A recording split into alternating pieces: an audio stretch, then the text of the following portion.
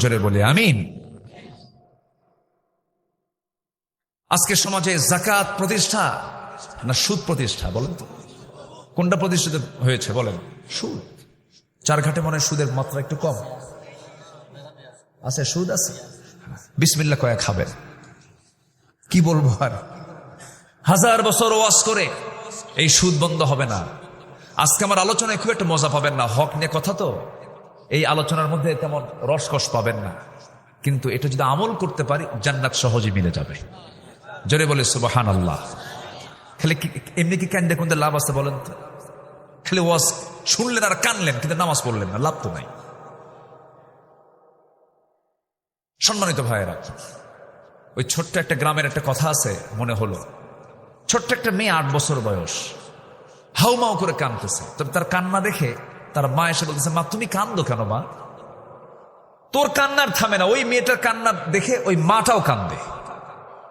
দুইজনে কান্দা শুরু করছে। মেয়েরা কিন্তু আরেকজনের কান্না দেখলে কান্দে, কান্দে কিনা বলেন? তাদের মধ্যে একটু কান্নার পরিমাণটা বেশি, আল্লাহ পাক মায়া দয়া বেশি দিয়েছেন। তো মা মেয়ে দুইজনে কান্দে। দুইজনের কান্না দেখে আশেপাশে যত মহিলা আসে সবাই এসে এরাও কান্দে। শেষমেশ সবাই কান্না থেমে এখন ওই ছোট্ট বাচ্চা 8 বছরের বয়সে মেয়েকে বলছে, মা তুমি কান্দলা কেন?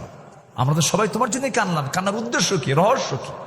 এখন মেয়েটা বলে, ছোট্ট মেয়েটা বলতেছে, মা আমার বয়স এখন 8 বছর, আমার যখন 16 বছর 20 বছর হবে তখন আমার বিয়ে হবে।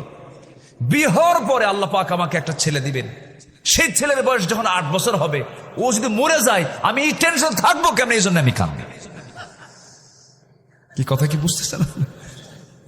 এমনি তো কান্নাকাটি করে লাভ নাই। জান্নাত পাওয়ার জন্য শর্ত হলো হক নষ্ট করা যাবে না, ফরজ লঙ্ঘন করা যাবে না, বড় কোনো কবিরা গুনাহ করা যাবে না, বড় কোনো কবিরা গুনার দিকে যাওয়া যাবে না।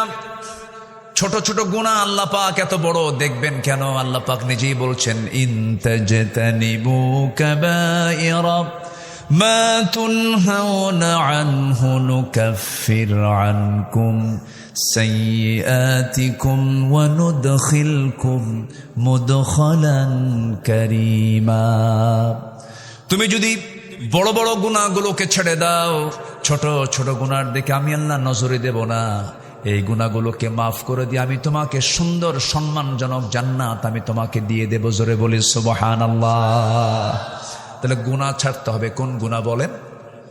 বড় গুনাহ, শিরক, হক, বাপ মাকে না দেখা, মিথ্যা সাক্ষী দেওয়া, সতী নারীর উপরে মিথ্যা অপবাদ চাপায়া দেওয়া, গীবত করা, জুলুম করা, জেনা করা, হত্যা করা, জাদু করা, সুদ খাওয়া, এগুলো তো মনে হয় আমার দেশে নাই, আছে না? নাই। আচ্ছা, মদের দোকান রাজশাহীতেও আছে। দোকান যেহেতু আছে কাস্টমার নাই, আসতে কয়। দোকান যেহেতু আছে দোকানের মালিক নাই, লাইসেন্সও নাই। লাইসেন্সও আছে, উনিও কিন্তু সবে কদরের রাত্রি থেকে আল্লাহর কাছে যা মাফ চা, আল্লাহ আমারে মাফ করে দাও, কিন্তু সুদের দোকানদার, মদের দোকানদার। কিসের দোকানদার বলেন তো? তাহলে এখন বলেন তো, দোয়া আগে আল্লাহর কাছে চাওয়া দরকার না আগে বড় গুনাহ ছাড়া দরকার? বলেন তো, বলেন কি ছাড়া দরকার? গুনাহ ছাড়া দরকার। তাহাজ্জুদ আপনার বাদ পড়ে গেছে, সমস্যা তেমন নাই।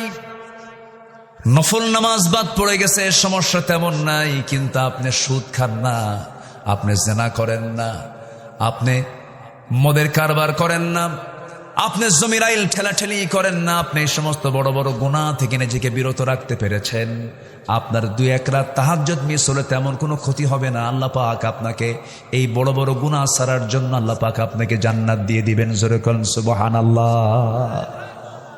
বড় গুনাহ করা যাবে না, এবং কোন গুনাহকে আবার খাটো চোখে দেখা যাবে না। ইমানদার যারা কোন গুনাহকে তারা ছোট চোখে দেখবে না। দা মা ইউরবিক ওয়া ইলা মা লা ইউরবিক, যা তোমাকে সন্দেহে ফেলে দেয় সেই কাজ তুমি করতে যেও না। আমার দেশে ভাত খাওয়া লোক বেশি না বিড়ি খাওয়া লোক বেশি?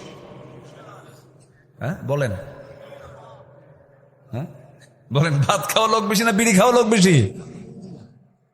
বিড়ি খায় বেশি।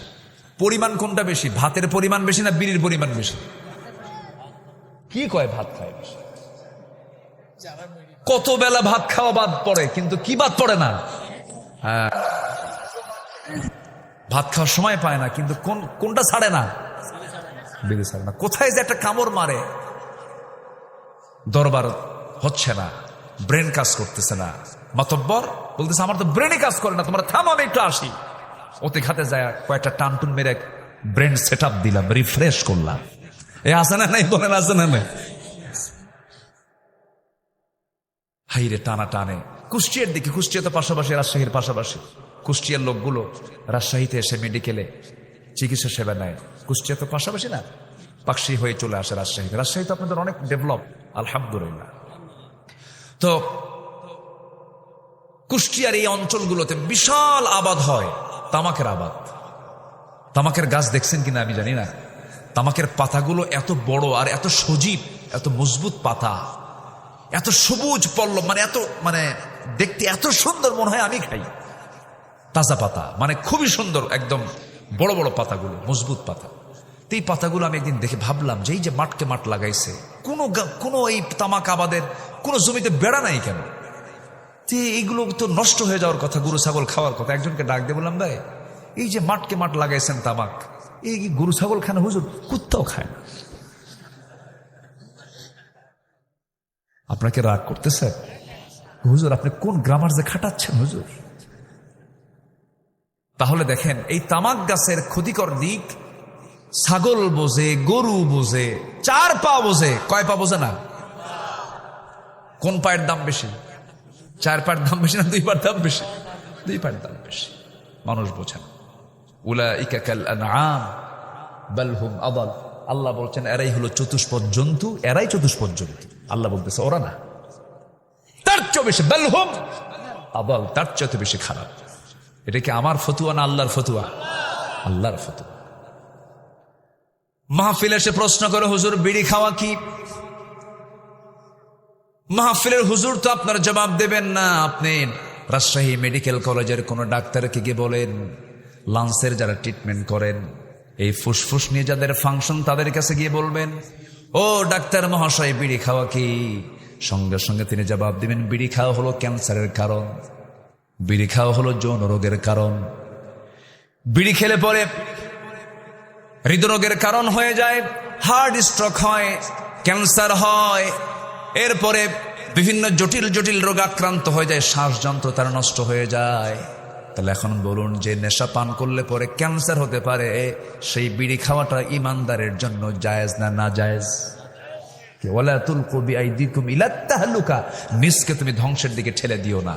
আল্লাহ পাক আমার আপনার লাঞ্চ দিয়েছেন ফ্রেশ, আর এটাকে আমি বিড়ি খায়া এটাকে আমি পচায়া দিলাম, এটা কি ভালো কাজ হতে পারে?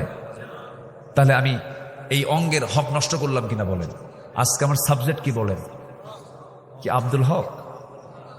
হ্যাঁ, আব্দুল হক না তো, এটা হচ্ছে বান্দার হক, আল্লাহর হক।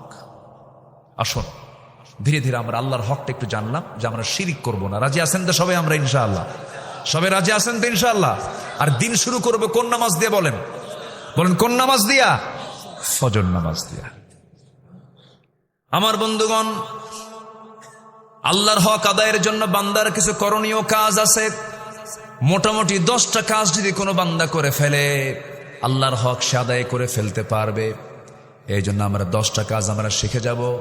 এর মধ্যে 1 নম্বর বলে ফেলেছে, আল্লাহ রাব্বুল আলামিন বলেন, ওয়া'বুদুল্লাহা ওয়া লা তুশরিকু বিহি শাইআন।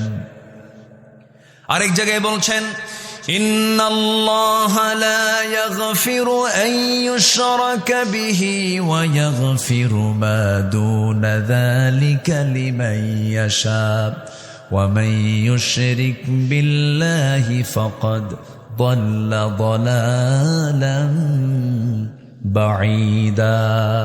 সূরা নিসা আয়াত নম্বর 116। আল্লাহ রাব্বুল আলামিন বলেন, বান্দারে তোর গুনাহ আনানাস সামা, আসমান ছেয়ে গেছে, বিকরাবিল আরদিল খাতায়া, গোটা জমিন ছেয়ে গেছে, বিস্তৃত হয়ে গেছে, কোনো প্রবলেম নাই। আল্লাহ তুশরিক বিহি শাইআন, তুই আমার কাছে শিরিক মুক্ত হয়ে আয়। পূজা করবি না, কোনো মাজারে সেজদা দিবি না, কোনো বাবার কাছে যাবি না, কোনো মান্নত, হারাম কোনো মান্নত করবি না। ছাগল দিলাম বাবার দরবারে, আল্লাহ যেন আমাকে ব্যবসায়ী উন্নতি দিয়ে দেয়, এই সমস্ত শিরকের কাজের দিকে যাবি না। কারো কাছে না চাই, আমার কাছে চাবি। শিরিক মিশ্রিত জীবন যাপন না করে, শিরিককে মুক্ত করে শিরিক থেকে তুই জীবনটা গ্রহণ